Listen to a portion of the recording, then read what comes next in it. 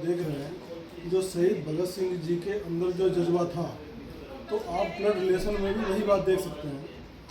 आप देख रहे हैं कि आज भी पूरे परिवार में, उनके सदस्यों में आज भी कोई इच्छा नहीं है, बिल्कुल नहीं। लेकिन पीड़ा सिर्फ इस बात की है कि जो स्वतंत्रता सेनानी उस समय थे, उनके परिवार के साथ या उनके साथ जो सम्मान की बात थी जो नहीं कहेगी, देश के अंदर पीड़ा तो है। लेकिन जैसा कि आपने कई प्रश्नों पर, कई बातों पर ध्यान आकर्षित किया है कि भाई जो भारत रत्न की बात अगर है तो भारत रत्न की जो लेने की इच्छा भी कई शहीद के परिवारों में और समाज के ऐसे प्रबुद्ध जनों के अंदर वो इच्छा भी मर चुकी है कि जो भारत रत्न जो था उसका सम्मान को आज बड़े बड़े सेलिब्रिटी ने उनको सम्मान लेकर के उसका उपयोग दुरुपयोग कैसे किया है, जिससे कि भारत रत्न का भी महत्व नहीं अब समझ में आने लगा है। जैसा कि आप देख रहे हैं कि जन जन जब बच्चा पैदा होता है तो शहीद भगत सिंह की भावना उनके अंदर आ जाती है, एक अंदर से जोश और एक उमंग की लहर होती है। तो मैं देख रहा हूँ कि आप भतीजे हैं शहीद भगत सिंह जी के, वही जज्बा वही जोश जो आप देख रहे हैं, आपने पूरा ध्यान दिया। पूरा जो प्रोग्राम हुआ था, भाई हमारे पास बैठे शहीद भगत सिंह के अंदर, मुझे तो ऐसा लगता है कि आपके अंदर तो उनकी आत्मा है जी, बिल्कुल सही। और जब आप गले मिले थे तो भावुक होने, बिल्कुल रोने लगे, तो मुझे लगता उनके अंदर भी ऐसी भावना आई थी। तो आपने मंच संचालन के दौरान, मंच के दौरान आपने उस समय जो घटनाक्रम हुआ वो आपने बहुत अच्छा तरीके से बताने का प्रयास किया। साथ में सबसे अच्छा जो प्रोग्राम में ये रहा कि शहीद भगत सिंह जी के जो सपने थे, आज वो सपने जो थे आज की परिप्रेक्ष्य में देश में क्या चल रहा है उसको भी उजागर करने का प्रयास किया। तो ये शहीद आजम का जो एक नया एक NGO बना के तैयार किया गया है, ये देश में उनको, अभी हमारे दिनेश जी 1 मिनट के लिए आइए थोड़ा, आपने जो ये प्रोग्राम रखा है उसका मुख्य उद्देश्य क्या था, आपने बुलाया है उसका मुख्य उद्देश्य क्या था, देखो जरा बताएंगे। क्योंकि हमारी जो, तो मैं DSP रहा राजपूत कम्युनिटी से बिलोंग करता हूँ, शहीद भगत सिंह का भक्त हूँ, मैं भी भक्त हूँ। तो मुझे बड़ा खुशी हुई आपने मुझे कार्यक्रम की अध्यक्षता के लिए बुलाया, और मैं चाहता हूँ आपका मुख्य उद्देश्य क्या था और ये NGO बनाकर के आप आगे क्या करना चाहते हैं।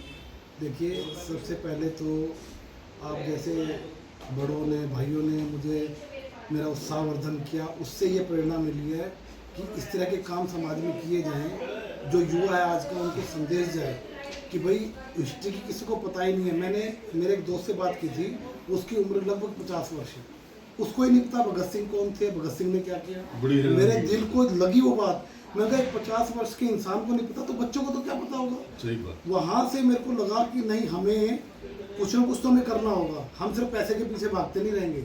मेरी जितनी बार भी स्पीच हुई है, मैंने हमेशा कहा है कि मैं अपनी कमाई का 10%, 20% जितना हो सकेगा मैं समाज काम के लिए लगाऊंगा।